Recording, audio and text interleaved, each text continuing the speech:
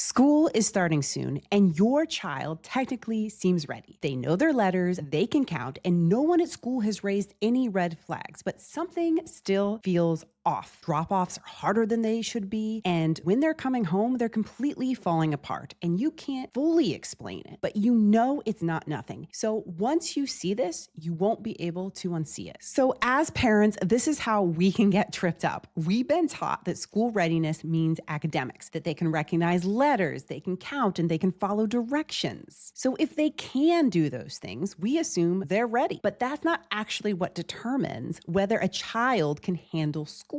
Because a child can be very capable and still struggle in a full classroom environment. This means you can have a child who looks completely fine on paper, but is quietly struggling in ways that no one's picked up yet. And this is exactly why this moment right before kindergarten can feel so stressful, because you're being told they're fine. We'll assess closer to the start of school. But something in you is saying, I don't think I should wait. That gap between what you're noticing and what you're being told is where a lot of parents start second guessing themselves. So let's look at the signs that usually show up first, because once you see these, everything starts to connect. So the first sign can show up before the school day even starts. Getting ready becomes a struggle. They resist going. Drop-offs feel bigger than what they should. And it's easy to think they just don't want to go. But when this happens consistently, it's not about motivation. It's about what they're anticipating that means in their system, and what their system is picking up on, something that feels like too much, even if they can't explain it. And here's why this is so easy to miss, because what happens next makes it look like everything is fine. So during the school day, a lot of kids that are like this hold it together. They follow directions, they stay quiet, they do what's expected. And so from the outside, it looks like they're doing fine, but holding it together doesn't mean they're okay. It means they're using everything they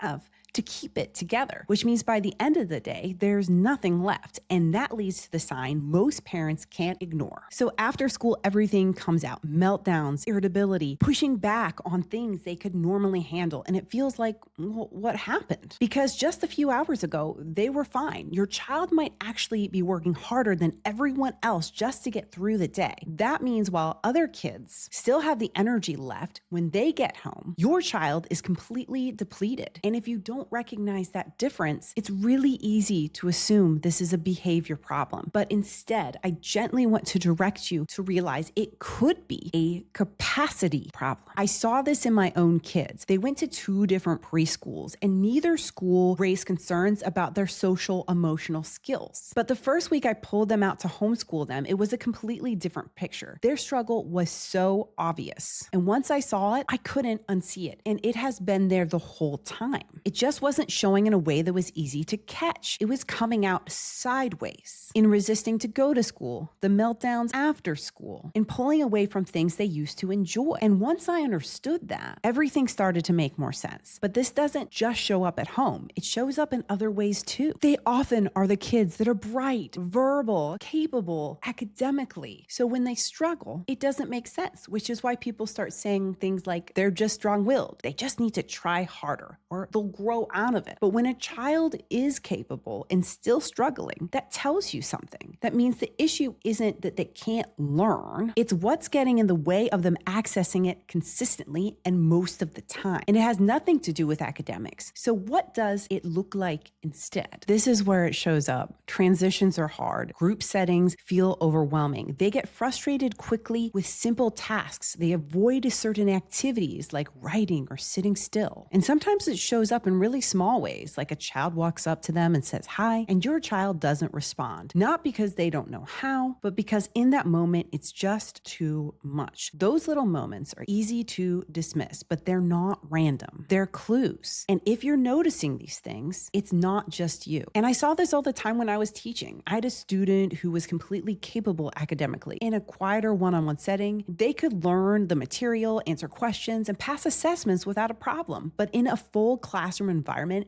they struggled so much they didn't even pass in their strongest subject area. Same student, same ability, completely different outcome. That's because the issue wasn't intelligence, it was the environment, which means when a child struggles in one setting, it doesn't tell you what they're capable of. It tells you what they can handle in that environment. And I've also seen kids that had support and that were doing great in school, and then when that support was removed because they seemed ready, they fell apart. Not because they couldn't do it, but because the support is what made it possible. And this is why small struggles don't stay small, especially when the demands increase. So here's the shift I would love for you to make with me, and it's something I have to remind myself of too. Instead of asking, how do I stop the behavior? Start asking, what is the behavior trying to tell me? Because behavior is information, and that means the resistance is information, the meltdowns are information, the overwhelm is information. And once you start looking at it this way and you stop second guessing yourself, but it also raises a really important question. What do you actually do with that information? If you're seeing these signs, it doesn't mean your child can't handle school. It means the environment might be asking more than what they can handle right now. Because school readiness isn't just about what a child can do, it's about what they can handle consistently in that environment. So the goal isn't to hold them back. It's to understand what they're actually struggling with and what kind of support would help them succeed. Because when you step back and look at all of this, your child holds it together all day, which means they're using everything they have. And then they come home and fall apart because there's nothing left. That's why transitions feel so hard. That's why it's so confusing. But they can look completely fine at school. But that's not behavior. That's capacity being exceeded. And in the next video, I'm going to show you exactly why some kids fall through the cracks at school, even when everything looks fine on the surface, and what you can do to make sure your child doesn't. All right, parents, I will see you in the next video.